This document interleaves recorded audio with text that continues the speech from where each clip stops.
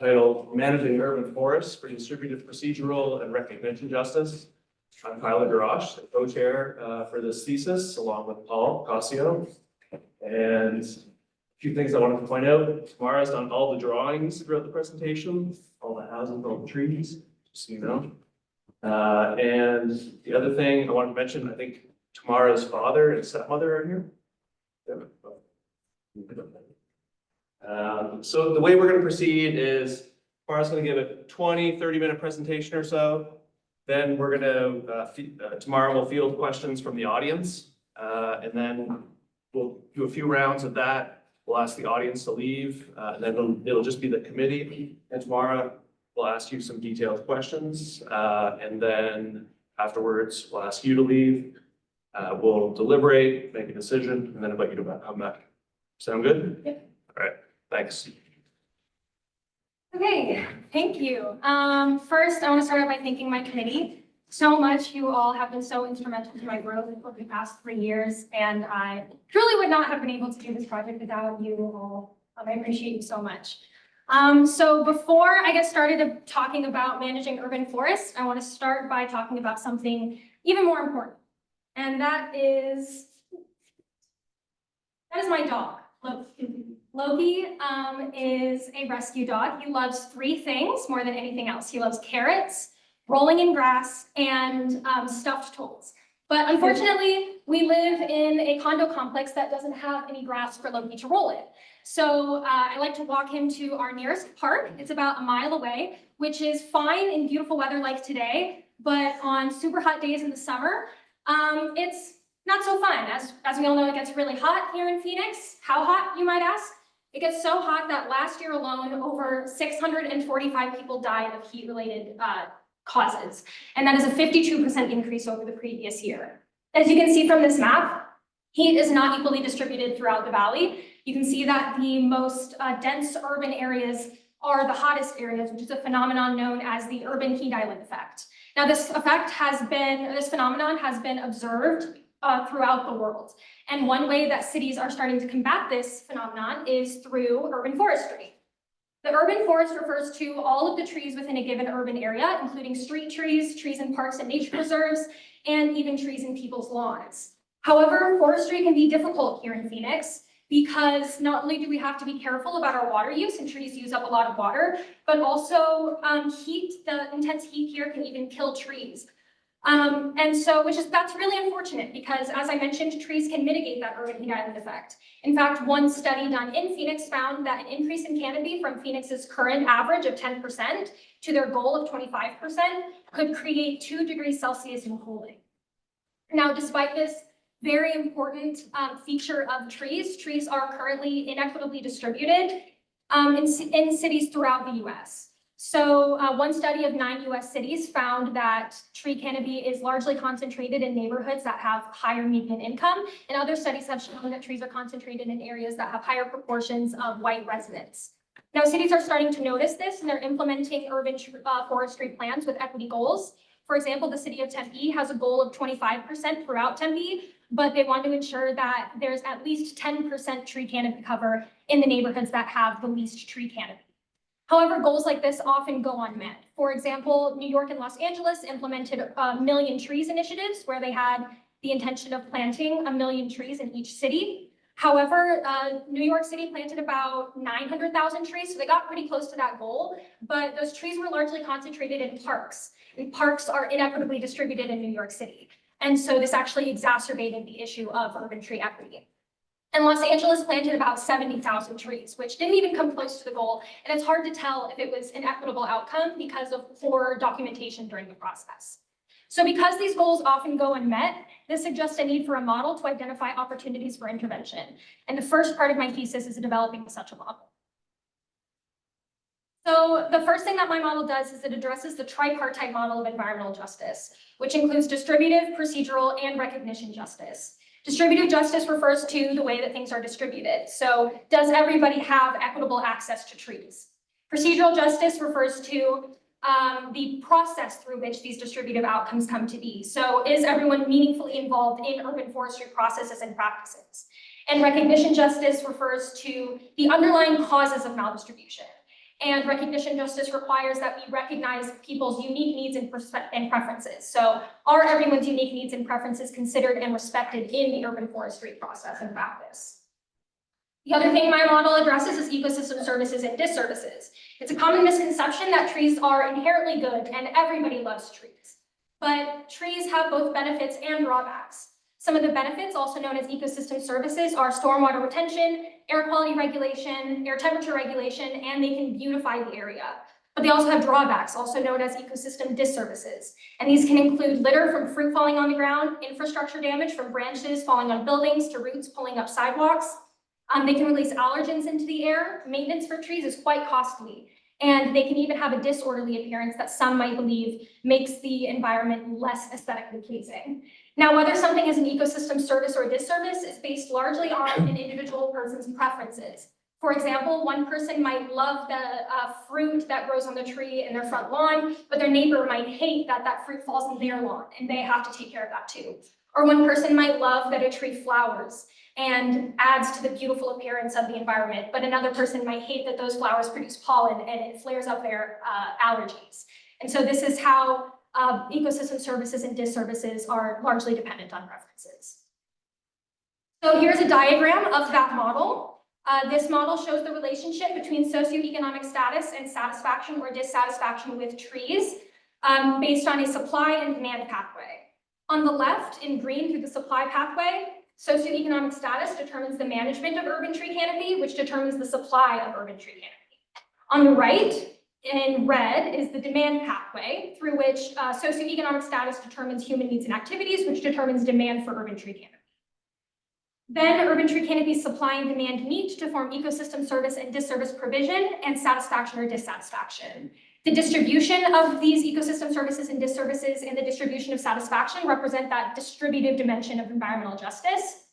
Procedural justice is recognized in this model through access, incentives, and outreach and policy goals. And recognition justice is represented in this model through how the historical, cultural, and institutional context determines somebody's socioeconomic status. Now, the second part of my thesis is looking closer at this relationship between ecosystem services and disservices and satisfaction and dissatisfaction. The model that this is based on from Wilkerson et al. 2018 just had ecosystem service provision and how that impacts benefits to people. But as we just discussed, trees have both services and disservices. So my model recognizes this by showing ecosystem services and disservices. And for the second part of my thesis, I'm interested in exploring whether it is true that we simply can say more trees means more satisfaction, or if we need to include dissatisfaction and disservices. So to explore this, I have two research questions. The first is, do the study area's urban tree canopy plans incorporate environmental justice? And the second is percent tree canopy a statistically significant determinant of individual and neighborhood satisfaction with the amount of neighborhood trees when controlling for socio-demographic factors? So this is again asking the question, can we simply say yes, more trees equals more satisfaction, or is there some kind of confounding variable? These are my study neighborhoods. These are the neighborhoods studied by the Phoenix Area Social Survey. There's a total of 12 neighborhoods. They were chosen for their diverse socio-demographic factors, such as median income, percent white population, and percent Hispanic population. And they're also chosen for their diverse locations throughout the valley. So some of them are urban core neighborhoods, some of them are more suburban, and some of them are more agricultural fringe neighborhoods. Now, to explore these research questions, I used a mixed methods approach using qualitative content analysis, quantitative spatial analysis, and multiple linear regression. And I'll go through these methods in detail. For my qualitative content analysis of urban forestry plans, I use a method developed by Grant et al. 2022. I'll go through this in detail, but what they did was they looked at 107 urban forestry plans throughout the US. And two of those plans that they analyzed were the 2017 City of Tempe Urban Forestry Master Plan and the 2010 City of Phoenix Tree and Shade Master Plan. And I used their methods to analyze the 2021 Gilbert Shade and Streetscape Master Plan. And so to show you what these methods look like, what they did is they looked in each document and used in vivo, which is an application that is essentially like pressing Control F on your computer. It finds different terms, but it's just a little bit fancier. It finds these terms like equity, access, and process. and participation, and adds up how many times these things are mentioned and how many times they're explained. And then lets me know how many times that happens out of every 1,000 words, which lets me compare different documents of different lengths. For my quantitative spatial analysis, I used a website called iTree to determine how much of each neighborhood was covered with tree canopy. So how I did this is I uploaded the neighborhood boundary to iTree. iTree chose a random point within that boundary, and I marked whether that point was a tree or was not a tree. And then iTree aggregates all of those points and lets me know what percentage of those points were tree canopy. Finally, for my multiple linear regression, I looked at the relationship between tree canopy as I collected from iTree and resident satisfaction, which I got from the Phoenix Area Social Survey. For this analysis, I cut the data 3 ways. I used 9 models to analyze the relationship between tree canopy and neighborhood satisfaction, controlling for neighborhood characteristics. 9 models looking at the relationship between satisfaction and tree canopy, controlling for neighborhood characteristics. And then 12 models looking at the relationship between tree canopy and individual satisfaction, controlling for individual characteristics, for a total of 30 models. To look at these models more in detail, I did a bivariate tree canopy model, so that's just the relationship between percent satisfaction and tree canopy. Then I did a control model, so for example, for median income, I looked at the relationship between percent satisfaction and tree canopy, controlling for neighborhood median income. And then I did an interaction model, looking at the relationship between percent satisfaction, neighborhood tree canopy, neighborhood median income, and the interaction between tree canopy and median income. And what that means is looking at not only does a neighborhood have a lot of tree canopy, not only does a neighborhood have high median income, but does a neighborhood have high tree canopy and high median income. And then I looked to see if tree canopy was statistically significant in each of these models. For the control variables at the neighborhood level, I looked at median income, percent white population, percent population with college attainment or higher, and percent population who were homeowners. And then the individual level control variables were very similar. They were household income, whether the respondent was white or non-white, whether the respondent had achieved a college level education, and whether the respondent owned their home.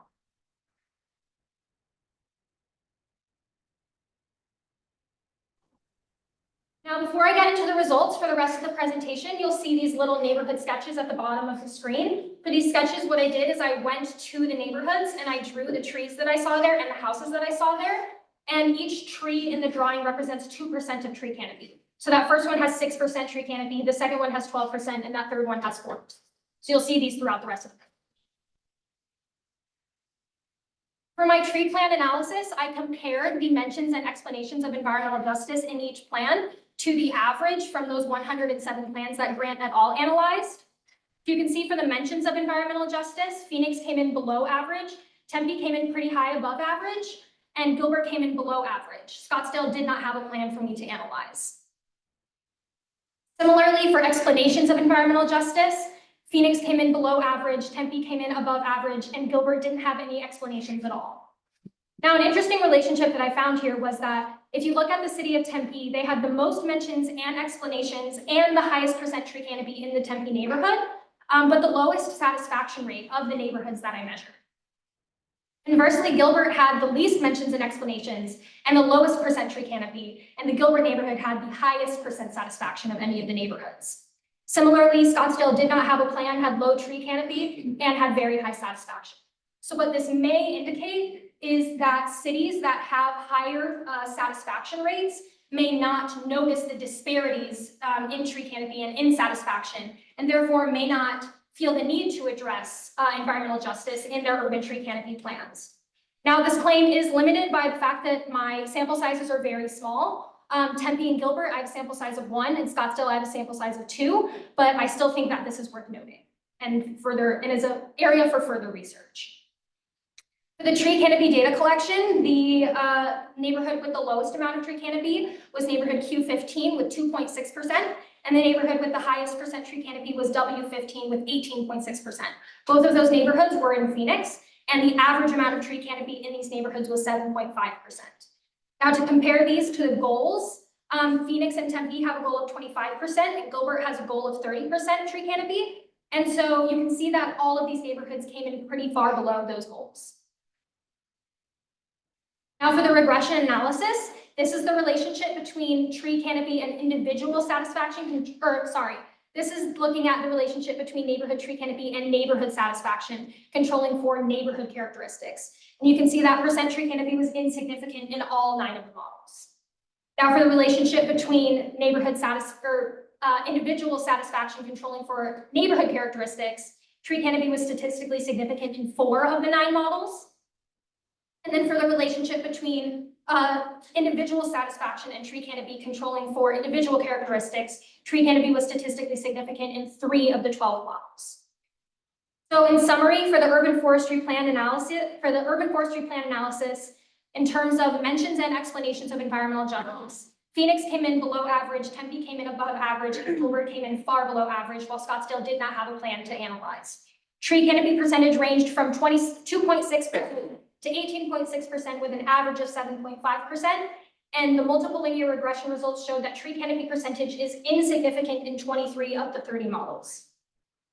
This indicates that tree canopy is not a reliable determinant of satisfaction. In other words, I cannot make the claim that more tree canopy inherently means more satisfaction, and satisfaction and mentions and explanations of environmental justice did not correlate.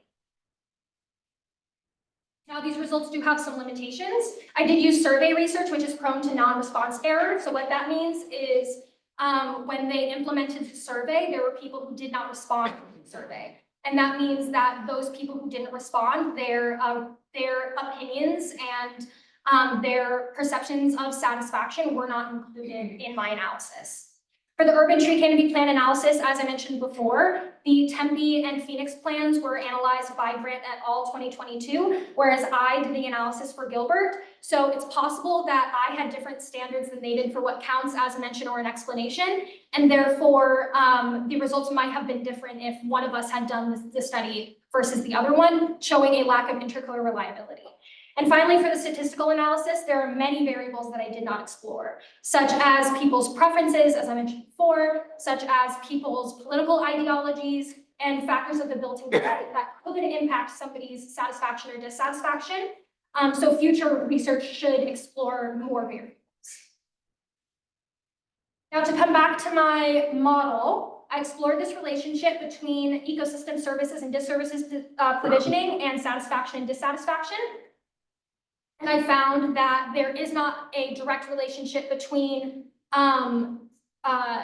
percent tree canopy and satisfaction, meaning that there is some kind of confounding variable. Now, one thing that I did not look at is how people's perceptions and how their preferences impact ecosystem services and disservices. And so this model could be expanded, and that is another area for future research. So the idea here is that you should be able to use satisfaction to prioritize which neighborhoods you should choose for planting.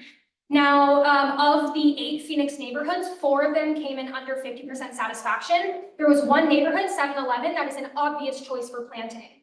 It had low percent tree canopy, low satisfaction, and a high percentage of marginalized residents. So basically, anybody would look at this neighborhood and say, this is a neighborhood where we should plant trees. However, there were 3 other neighborhoods that came in under 50% satisfaction that may not be chosen for planting if you were to use another method of prioritization. And I'll give some examples of this.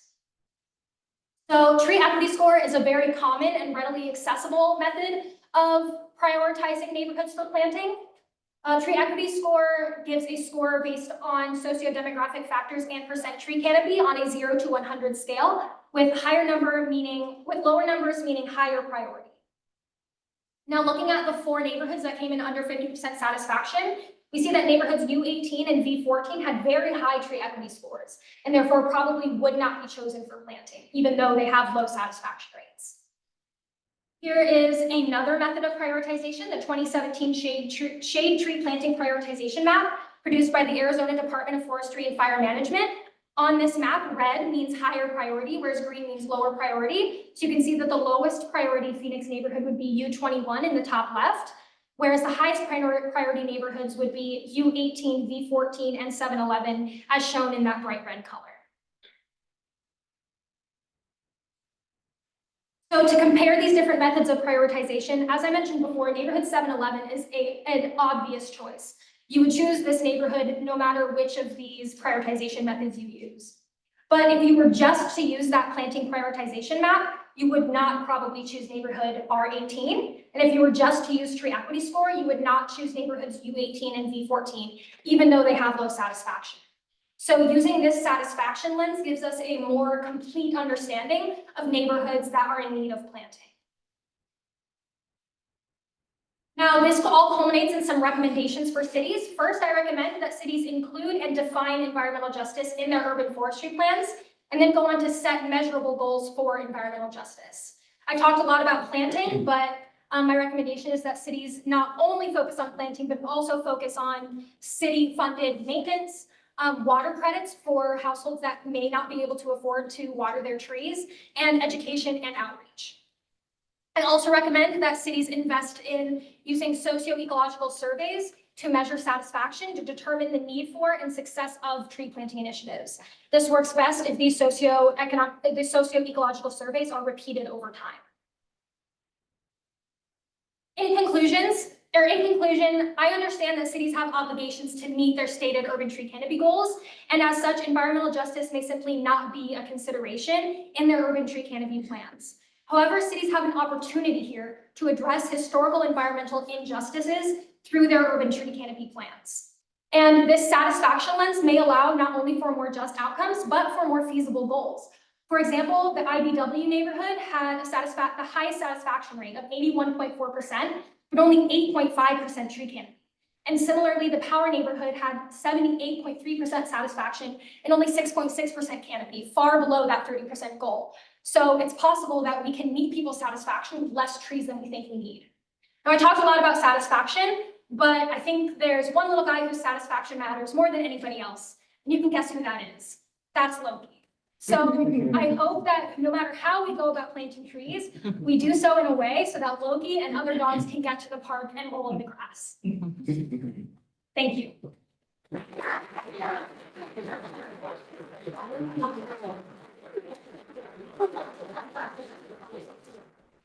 All right, we'll open it up now to questions from the audience here in person and also online.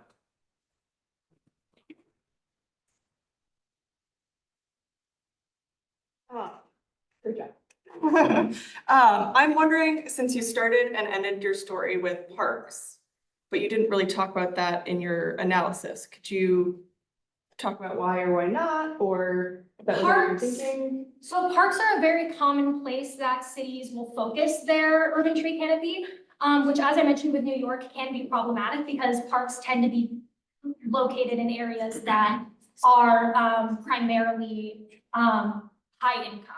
And so it's important for cities to not just focus their planting in parks, but also, as I talked about here, neighborhood plantings and programs that encourage people to plant in their front yards. Because the majority of the urban forest is actually located on privately owned and managed land. So it's important that cities address that by incentivizing private landowners to plant on their property. Excellent presentation, and my apology for being late. I'm pretty disgusted with Valley Metro these days. The past surveys can be related back to actual addresses. Would it be possible to look at the canopy in the yards of the people who actually answered the surveys? That is a really good question. I didn't have access to that specific data. One thing that I'd also be interested in looking at is specifically the tree canopy in the public right-of-way, because one limitation of my method of determining tree canopy was that it was just random points. And so there was a lot of tree canopy that probably fell in people's backyards, which is inaccessible to most people. And so I think it would be interesting to look at specifically the percent tree canopy on people's yards and the percent tree canopy that's specifically not in people's yards. I have a question online Oh, okay. that I can read. So Kelly Larson. So her question is, or comment and question, the amount of trees is only one factor that affects satisfaction. Did you analyze the other data from past on perception of trees to get a sense of how people view trees in relation to maintenance concerns, blocking views, or other factors? I did not. That actually was one of my research questions at one point. I had 4 or 5 research questions that included analyzing that data. Sorry, I got distracted by the chat.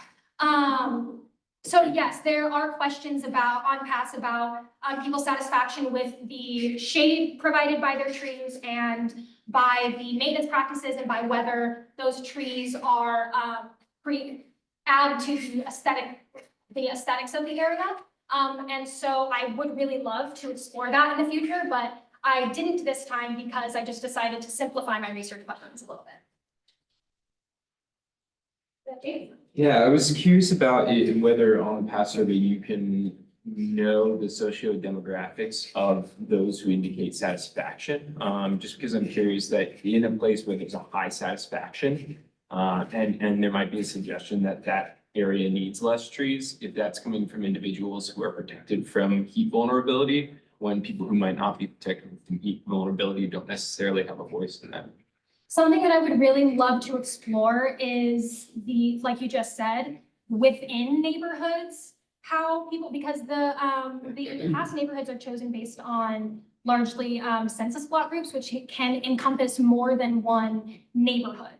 And so I would really like to explore, if I could do this study again, I would look at either the Tempe character areas or the city of Phoenix has, I believe, 10 downtown like identified neighborhoods. So I would look at within those neighborhoods, whether different people of different sociodemographic backgrounds have different levels of satisfaction.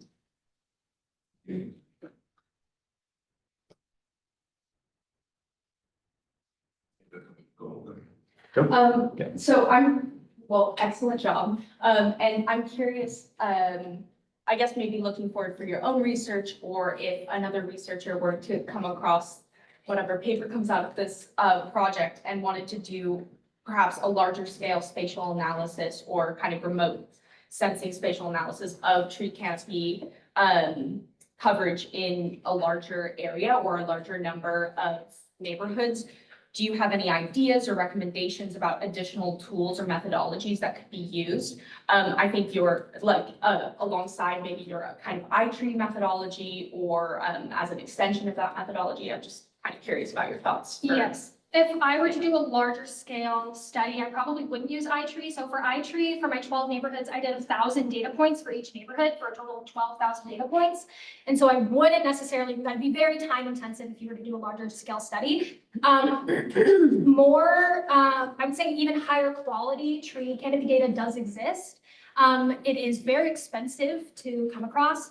So to do a larger scale study, I would probably try to find the resources to use those high resolution and more better coverage data.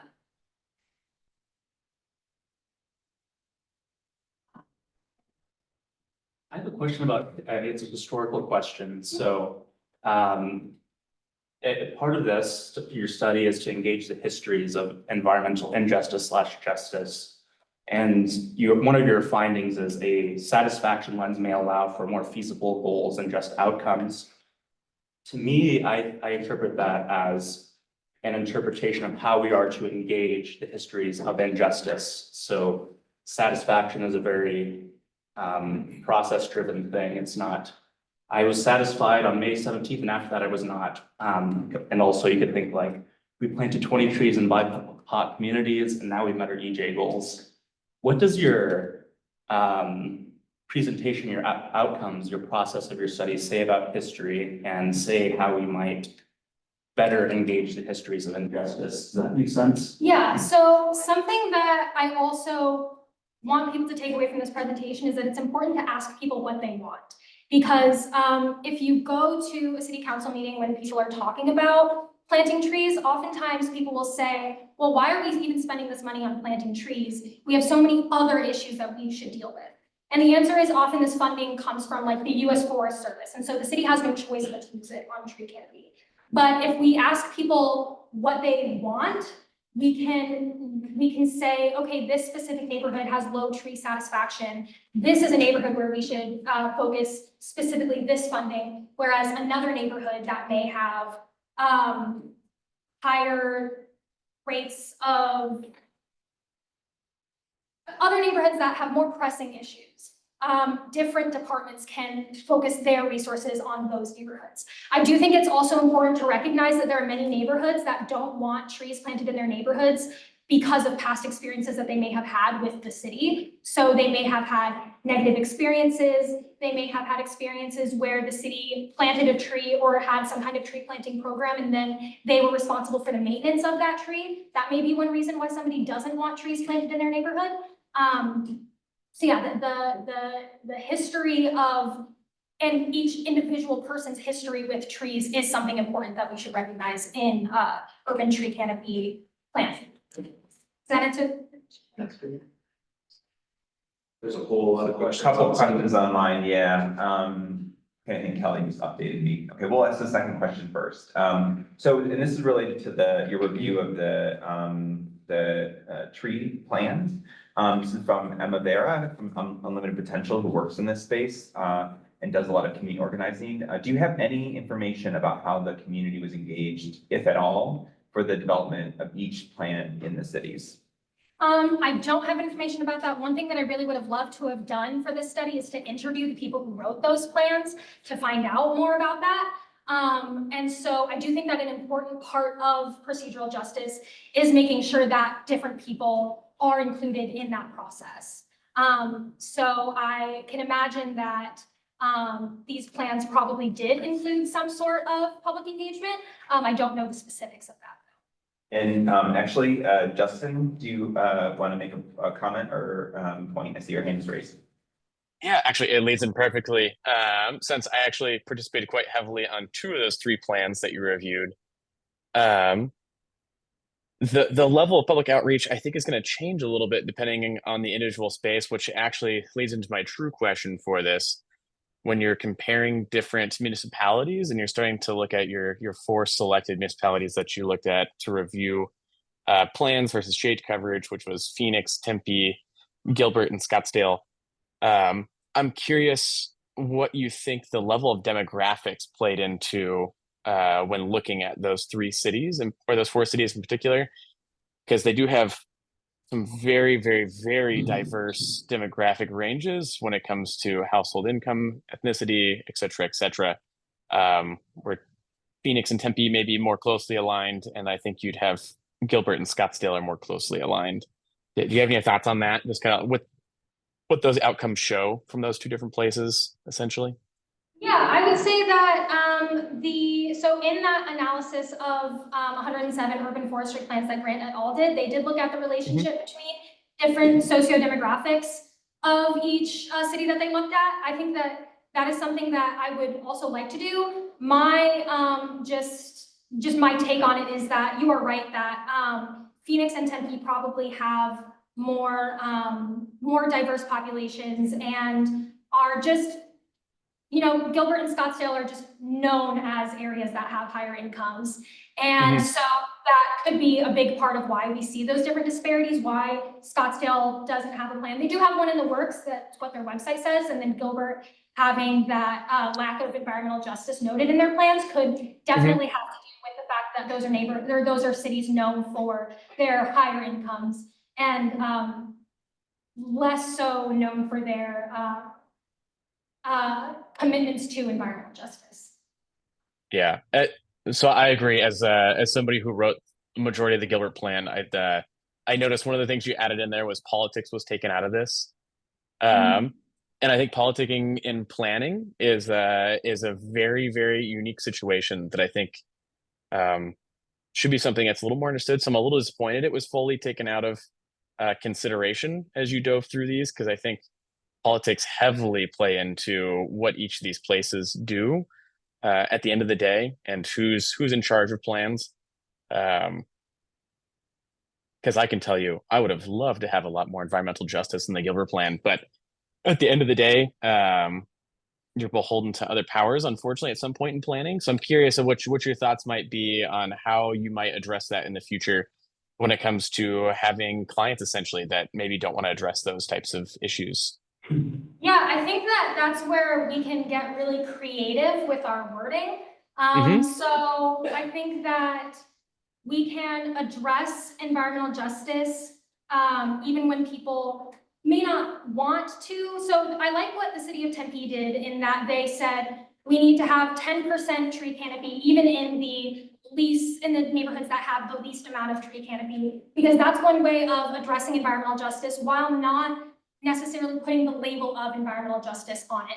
Tempe does put that label on it. They specifically say this is our equity goal, but I think that the town of Gilbert could implement a similar goal without even necessarily labeling it as an equity goal. Completely agree. And then do you think that essentially heat maps of either tree densities or actual surface temperatures can start to take the place of some of that language? Or do you think that language needs to be included in there to make sure it's addressed and raises the priority of certain areas over others when it comes to those heat maps? Sorry, I'm asking a lot of questions. That's But okay. I love this topic. I think that these different tools can be used in conjunction. So we can use that, we can use those maps as, a visual representation and a visual form of persuasion, while also recognizing having those specific measurable plans or those specific measurable goals in the plans. Awesome. I love it. Thank you. So many good answers. Sorry to ask so many questions, but amazing presentation today and amazing work. Thank you so much.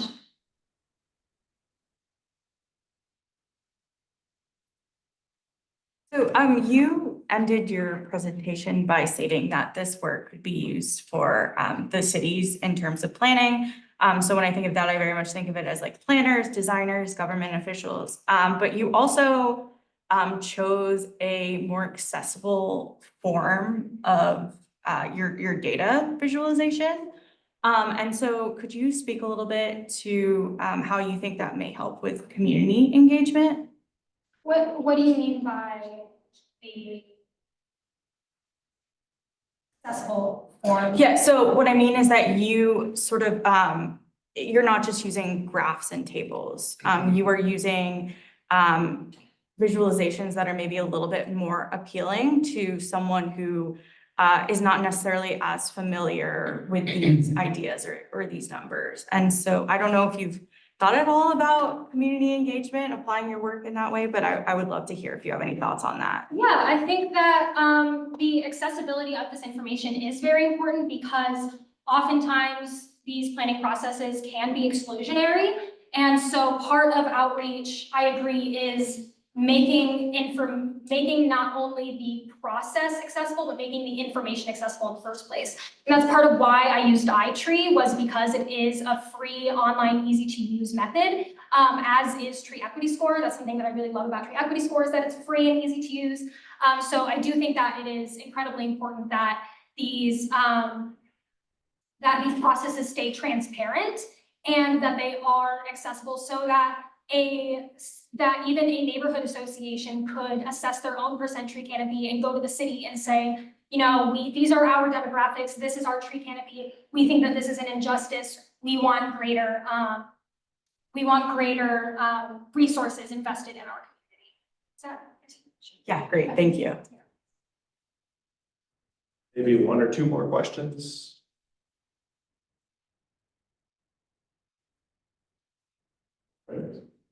No more on Zoom? There's one more that Kelly asked. I'll go ahead and ask it, Kelly. Now that we have time. So just another question.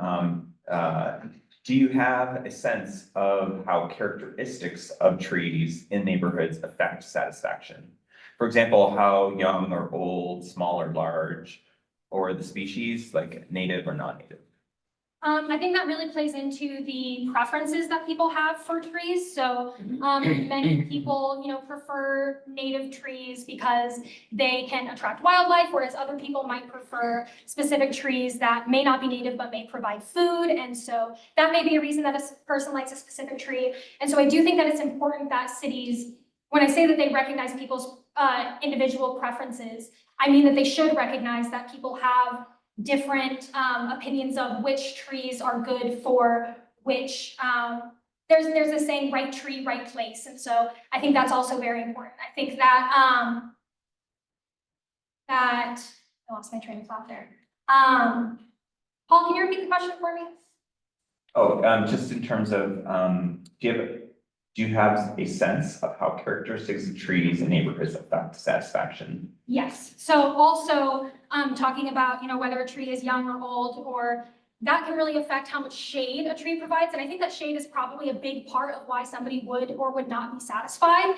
I think that, also factors of the built environment are really important here. When I was driving out to these neighborhoods, you can see in neighborhood AA9, that third neighborhood there, that neighborhood, I had a really hard time drawing there because it was a neighborhood of mini mansions. And so there were no sidewalks. The streets were just these, tiny little lanes because nobody's walking there. There is nowhere to walk. And so I think that people in that neighborhood may have been really satisfied with the tree shade in their neighborhood, even though they only had 6%, because nobody's walking anywhere. And so it doesn't matter if it's a shade tree. To them, it only matters if it's a beautiful tree. And so I think that people's preferences, along with factors of the built environment, really determine their satisfaction as well. All right, I guess that concludes this part of the defense, and we'll ask the audience to leave. Congratulations. Thanks. The folder, I mean, if I did present.